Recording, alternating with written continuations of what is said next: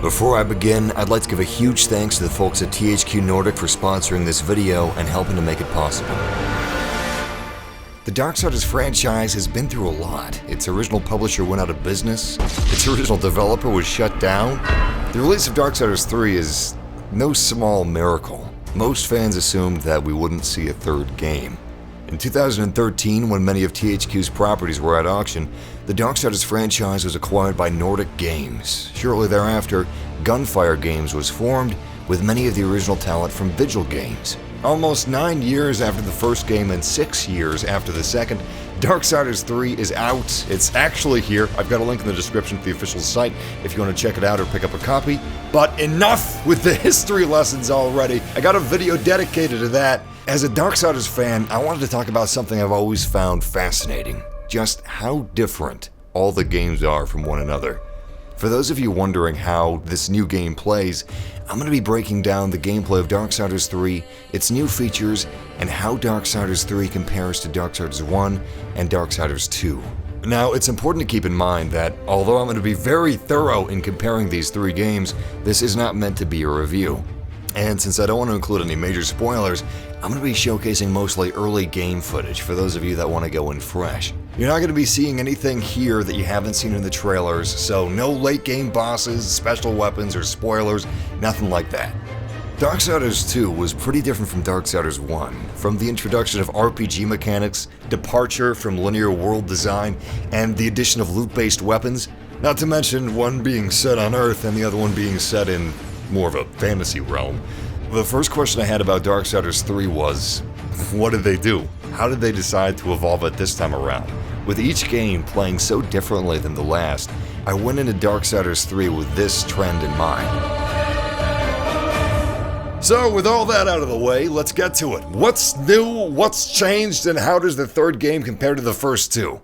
Now, it's easy to look back at Darksiders 1 and 2 and be like, yeah, that's Darksiders, that's how Darksiders plays, but on release, those games were really different from one another, and because 6 years is a long time, I'm gonna very quickly break down the first two games. Darksiders, I was a day one fan of when it released 8 years ago. It hit all the right notes for me. It was an excellent adventure game with memorable bosses, interesting platforming and puzzles, cool weapons, engaging combat, not to mention the lore, which immediately drew me in and tied it all together. On its release, many elements of Darksiders 2 were met with mixed reception. The large but sometimes empty open world, RPG elements, the loot-based weapon system. Interestingly, these are all things that most fans seem to have changed views on and favor today. Personally, Darksiders 2 I liked just as much as the first, despite the different direction with it playing more like a traditional RPG. In 2, Death earned XP from slaying enemies and completing quests. This XP allowed him to level up, thereby incrementally increasing his stats like health, wrath, damage, defense, etc. In the first game, War earned XP for the three weapons he used as he used them. Death also had a skill tree where he could unlock things like different moves, abilities, or modifiers, with some of these being level locked. You also couldn't purchase all the skills in one playthrough, but you could respec them. War had weapon enhancements that added passive or active buffs. In 2012, they almost seemed polarizingly different from one another.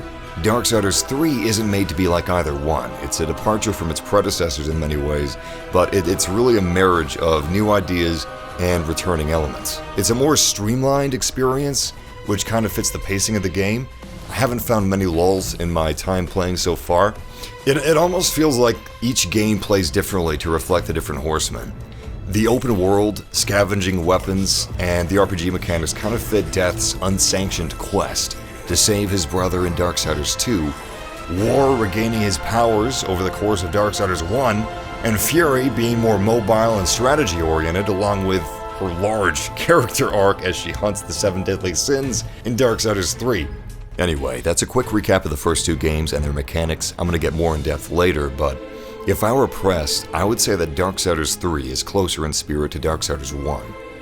Now, before we get on to gameplay, mechanics, and features, I'm going to talk about the world.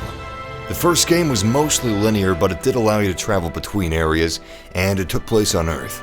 While the second game was open world and went full fantasy. Darksiders 3 returns to Earth, but it's not without its fantastical elements. It kind of feels like they've blended the Darksiders art style with our world more naturally than they did in Darksiders 1. Which is not to say that I didn't enjoy the art of Darksiders 1, I loved it, but it kind of feels like they've struck a closer medium.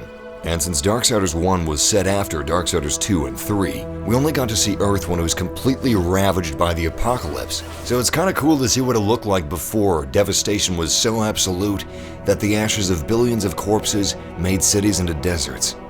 3 is also somewhat linear like the first game instead of fully open like the second.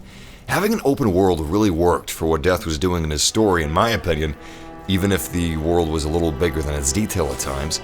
But damn, it feels nice to play a linear game again. There's nothing wrong with either format, but open world games have been the hottest trend of the last decade, and it feels like too many developers have chosen to forget that both have pros and cons, in fear of consumers not understanding that. With this change in environments, whereas horse traversal was necessary in Darksiders 2, and not really necessary but still in Darksiders 1, there is no horse gameplay in Darksiders 3. Instead, the horse serves a narrative purpose, which I felt was done well, but this is up to preference, of course. However, I am glad that they didn't make levels larger just to put horse traversal in the game. Now, if there was a DLC built around using a horse in fun ways, I could get behind that. Unlike the first two games, there's no minimap in Darksiders 3. I never really found myself needing one, but I think the reason the developers took the minimap out is to encourage players to explore more. And it is worth exploring the maps because you don't find consumables, or you don't just find consumables, you find things that help you augment your weapon enhancements or upgrade your weapons, and you can also find weapon enhancements themselves, which is really useful. But moving on to gameplay and mechanics, like Death, Fury has a level system. You have her health, strength, and arcane levels. These are what you spend attribute points on. Leveling strength increases the base damage of physical weapons. Arcane affects the base damage of Fury's counters, charge attacks, wrath attacks, and havoc form attacks. You gain attribute points by feeding souls to Vulgrim and through finding items in the world. I'm not sure if you can respec Fury's attribute points, but that might be something Vulgrim has an option for later. Obviously, where you spend your attribute points makes a big difference, with plus 40% damage, for example, being no small number. It's a streamlined level system that gives you a good amount of control.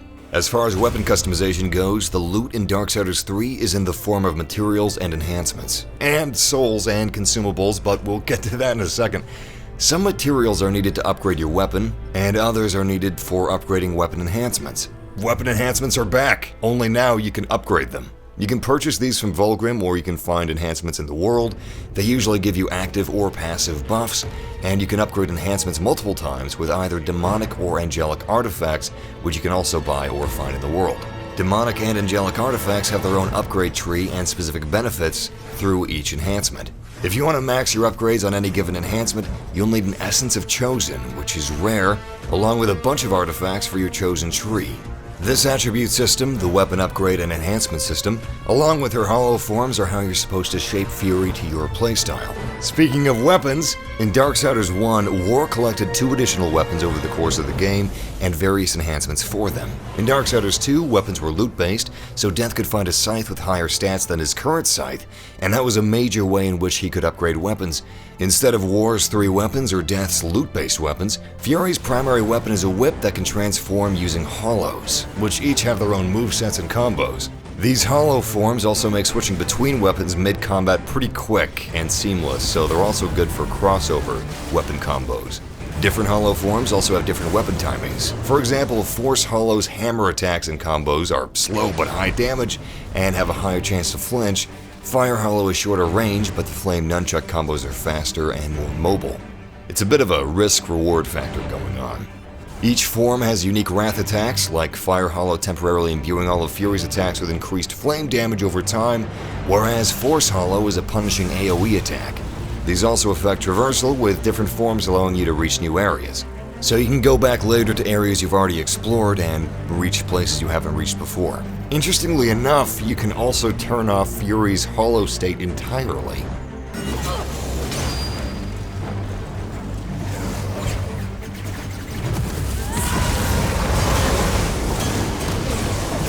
Now this is where it gets particularly juicy. This is how combat has changed. With Fury and her game being so different from her brothers, likewise her combat is quite different as well. She's not the same sort of raw powerhouse that they are, instead relying on mobility and strategy. So if you're used to the first two games' combat, it may take you some time to adjust to playing Fury as Fury, rather than playing Fury as how you played her brothers. But this, of course, goes further than just what weapons they use. It's time we talk about gameplay. Enemies can deal insane damage, and combat is less forgiving overall. So large numbers of enemies on screen at once is a lot more intimidating in Darksiders 3 than large enemy counts in the first two games, as most enemies are now more dangerous individually, and thus harder to manage as a group. When you attack, and especially when you dodge, is vital. Dodge and counter is big. I love that. I'm a sucker for that. Timing has far more emphasis than the previous two games, with dodge and combo timing being crucial. Dodging is difficult, and it's meant to be difficult. It only gets more difficult as you raise the difficulty as the timing window for dodging decreases. By the way, there is an enhancement for increasing your dodge window. It's upgradable, and you can find it near Hangman's Tree in the Bone Lands. Anyway, spamming dodge or combos doesn't really work because deliberate timing matters far more than distance or button mashing. You also can't cancel your attacks, so I found myself being far more careful when I decided to execute combos. It definitely seems like the developers wanted there to be more strategy and timing to combat. On the whole, you need to watch individual enemies a lot more closely than before. Many enemies attack with surprising reach, which means you can't simply fall back on dodging anywhere to avoid attacks, as there's a greater chance they're going to hit you anyway. Instead, you need to dodge to the side of long-reaching attacks.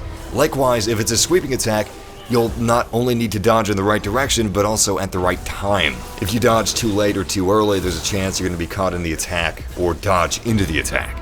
Because enemies can hit you mid-dodge, dodging is not a guarantee of evading damage. Not even running away is a guarantee of evading damage. Of course, this is why you ideally dodge counter. If you dodge with perfect timing, you deal a dodge counter. When there's more than one enemy fighting you, dodging gets even more dodgy, as you have even more aspects to consider when deciding when and where you dodge, and that's even considering the dodge counter. Personally, I didn't find the dodge counter window too punishing, but I know some people feel it's too small, and it is true that if you slip up one dodge on the hardest difficulty, some bosses can line up 2 hits and almost instantly KO you.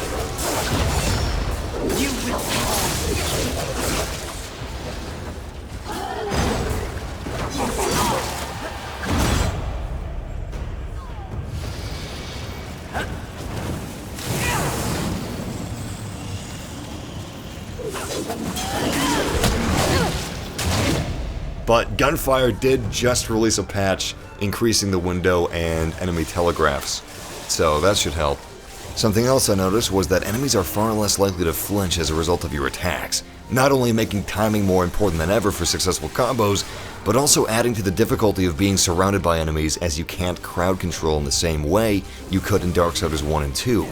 On harder difficulties, it's harder to feel like a badass unless you're really good with the combat. In contrast to the first two games, where it was easier to feel like you're all-powerful.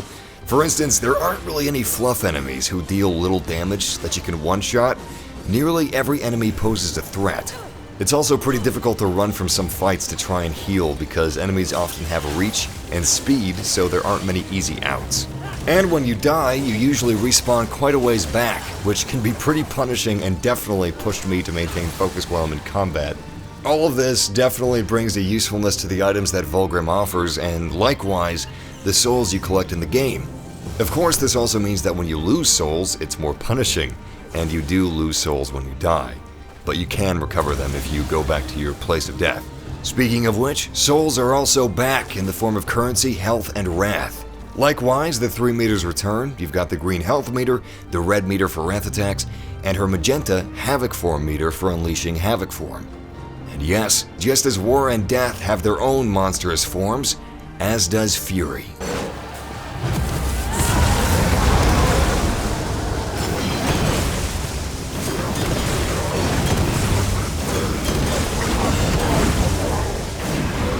Enemies can release green or yellow souls when they die. Green souls restore your Nephilim's Respite, which is basically renewable health potions.